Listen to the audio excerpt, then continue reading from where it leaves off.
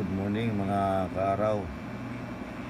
Update tayo sa ating solar. Ito po yung konsumo namin o load namin sa loob ng bahay. 2.4 kilowatt. So bali gumagamit po kami ngayon ng aircon. Nandun po. Yan. Yan, umaandar po yan.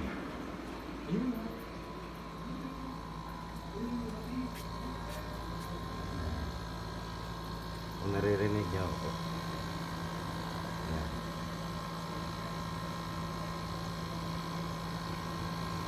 Yan, 1 horsepower po yan. Yan, aircon.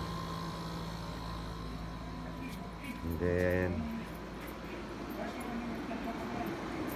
ito po yung load natin. So lahat-lahat po ay 2.4 kilowatt. Umaandar po yung rep.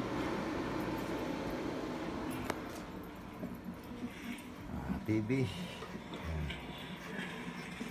Tapos electric fan, ilaw. Then rice cooker. Yun. Yan po.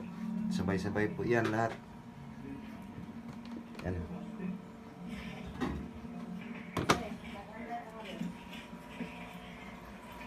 So, yan po ang ref. Umaandar din. Yan po. So kung may solar po tayo, laking tipid na po sa kuryente yan. So bali yun po ang binabayaran natin sa kuryente ay zero bill po tayo kung tutusin. Pero minsan ginagamit lang po namin din ang grid pag kailangan lang. So yan po ang inverter po natin ay 3 kilowatt off grid, 1 solar. Yan namang controller natin o yung 5050 ay 1 solar din po na 80 ampere. And then yung battery 120 Ah 1 solar IG LiFePO 4 o lithium battery. Yan po ang update natin sa ating solar power po.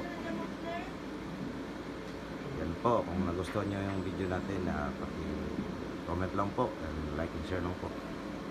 Yan po, ito po yung AV Solar Tech. So okay po talaga yung natin solar energy natin na ano to. Kasi tested na po ito kasi ngayon 4 years may higit na ginagamit namin. And po, kung may comment lang kayo, comment lang po kayo para ano to, masagot ko yung mga katanungan nyo. So ito off grid na setup 3 kilowatt. Yung harvest po natin ay 1.7 kilowatt. So after niya ay 66 ampere, 101 volts. Buwan ng umaga na ngayong 12:30 ay 4 kilowatt. So kung aabot pa yan hanggang hapon, hanggang 6 siguro, almost 8 to 9 kilowatt na yan. So yan lang po, maraming salamat po sa panonood. AV Solar Tech po.